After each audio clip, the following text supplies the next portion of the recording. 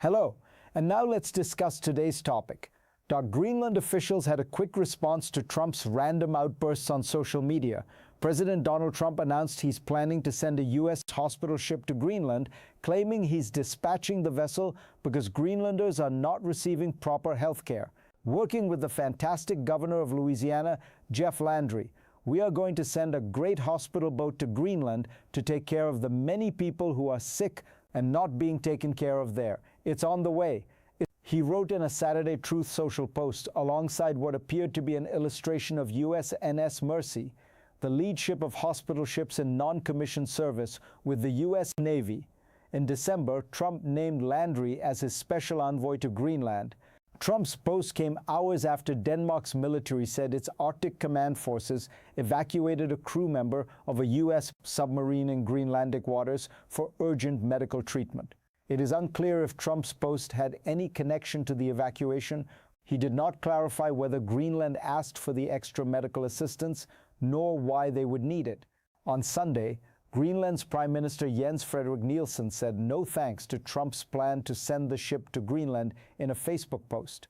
Greenland and Denmark have free, tax-funded health care for their residents. President Trump's idea of sending an American hospital ship here to Greenland has been noted. But we have a public health care system where treatment is free for citizens. It is a deliberate choice, Nielsen wrote. He added, but talk to us instead of just making more or less random outbursts on social media. Denmark's Deputy Prime Minister Troels Lund Poulsen also shut down Trump's allegation that Greenlanders are not getting the health care they need. The Greenlandic population receives the health care it needs, he told the Danish broadcaster DR, according to The Guardian. They receive it either in Greenland or, if they require specialized treatment, they receive it in Denmark. So it's not as if there's a need for a special healthcare initiative in Greenland. Trump is constantly tweeting about Greenland. So this is undoubtedly an expression of the new normal that has taken hold in international politics, Poulsen added. Denmark's Prime Minister Mette Frederiksen stepped in as well and defended the country's healthcare system in a Facebook post Sunday, writing that she was happy to live in a country where there is free and equal access to health for all, where it's not insurances and wealth that determine whether you get proper treatment, according to the Associated Press. Trump has repeatedly re-upped his desire to acquire Greenland in recent months, citing that we need the autonomous Danish territory for national security. The discussion has sparked widespread pushback from European leaders and allies, and subsequently thrown the White House's relationship with its European NATO allies into peril, particularly after Trump threatened last month to punish countries that don't back his move to take control of Greenland with tariffs. Trump announced what he called the framework of a deal with NATO regarding Greenland late last month, despite Secretary General of NATO Mark Rutte publicly insisting Greenland never was mentioned in his discussion with Trump. Frederiksen also threw cold water on a claim leaked by the White House that the agreement would give the U.S. ownership of small pockets of land on Greenland for military purposes.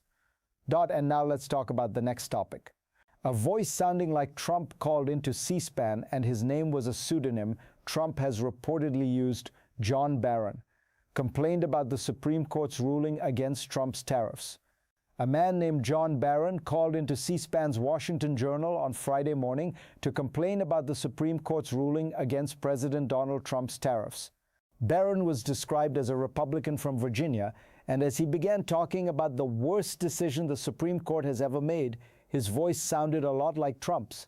It just so happens that John Barron is also the pseudonym Trump used throughout the 80s when he wanted to talk to journalists directly, but instead pretended to be his own spokesperson.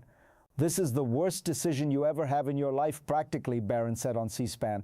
A free press is the backbone of democracy, and it's under pressure. At HuffPost, we're committed to independent, courageous journalism that speaks truth to power. Help keep our reporting strong and accessible.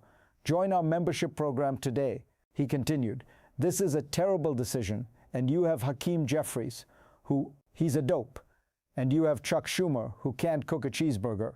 Of course these people are happy. But true Americans will not be happy. Greta Bronner, host of Washington Journal, cut off Barron and took a call from another viewer. Barron's call came during a segment that hears opinions from viewers. Barron voiced his opinion on the Supreme Court's ruling right after the court ruled in a 6-3 decision that Trump doesn't have the authority to impose tariffs. After the Supreme Court's ruling, Trump's opinion was similar to Barron's. During a news conference Friday afternoon, Trump called the court a disgrace and said the ruling was an embarrassment to their families.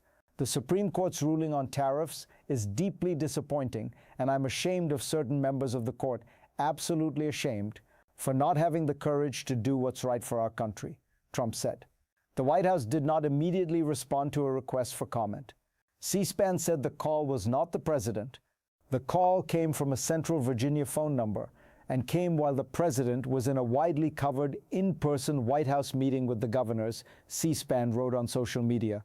Tune in to C-SPAN for the actual president at the State of the Union address on Tuesday night. According to the president's public schedule, Trump's meeting with the governors started at 9:38 p.m. at the White House.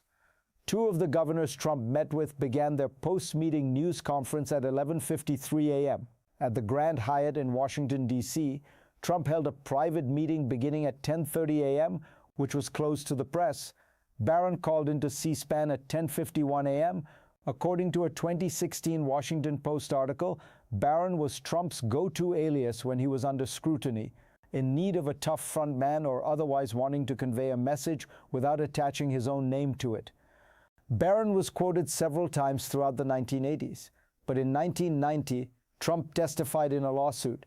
I believe on occasion I used that name.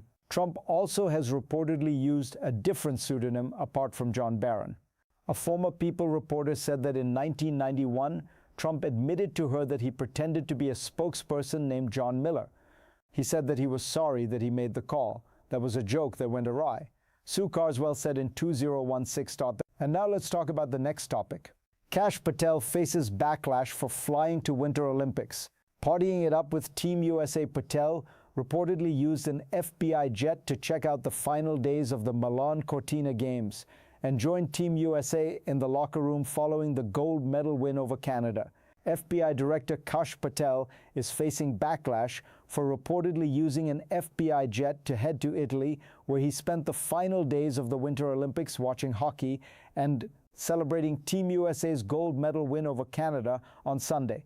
Patel, a hockey fan since his childhood, was spotted at the U.S. men's semi-final game against Slovakia and later at the final, where he was seen celebrating with Team USA center Dylan Larkin in the locker room after America's overtime win. Congratulations, Team USA, Patel appeared to say while making a shaka sign with his hand during Larkin's post-game Instagram live feed, per a clip shared by MS Now's Ken Delanian. On Sunday, he took to social media to remark on Team USA's golden accomplishment. The conspiracy-pushing FBI director also shared snaps from the post-game celebration, including one that shows him cracking a smile alongside coach Mike Sullivan. Social media users swiftly slammed Patel over the trip, with a number particularly pointing to the Justice Department's controversial slow drip release of the Jeffrey Epstein files. Are the Epstein files there? Ex-user Gerald Celente questioned. Another user, Hannah Cox, reacted to Patel's Instagram Live selfie with Larkin, simply writing, "Meanwhile solving no sex crimes, mind you. Why is Kash Patel in the locker room?" Asked at Amanita Fugax on X. They don't even try to hide their corruption and self-enrichment anymore. This guy is a podcasting grifter. He should not be anywhere near public service. On Thursday, Patel headed to the Milan Cortina Games on the FBI's Gulfstream jet, sources told MS Now's Delanian and Carol Leonig. The report estimated that Patel's trip to Milan cost taxpayers as much as $75,000. FBI spokesperson Ben Williamson confirmed the trip, but argued it was personal in nature, claiming it was planned months in advance, and Patel was there to meet with Italian officials for meetings and briefings related to government duties. Williamson went on to defend the trip by claiming that the FBI plays a major role in security for the Games as well as the World Cup, which is set to go down this summer in the States. So we have a U.S. consulate briefing on Olympic security and current FBI posture, as well as thanking FBI personnel on the ground, he wrote. Patel has previously come under fire for using an FBI jet to go see his girlfriend, country singer Alexis Wilkins, perform at a wrestling event in Pennsylvania last year. He later defended the move, arguing that he's not allowed to fly commercial and declaring that his partner is a rock-solid conservative and a country music sensation who has done more for this nation than most will in 10 lifetimes. Patel is the first known active FBI director to make an Olympic-related trip since Robert Mueller did so in 2003. Although that trip occurred several months prior to the start of the 2004 Athens Games, MSNBC noted, "Thank you for watching the video. If you liked it, please subscribe and like so we have the motivation to make more videos.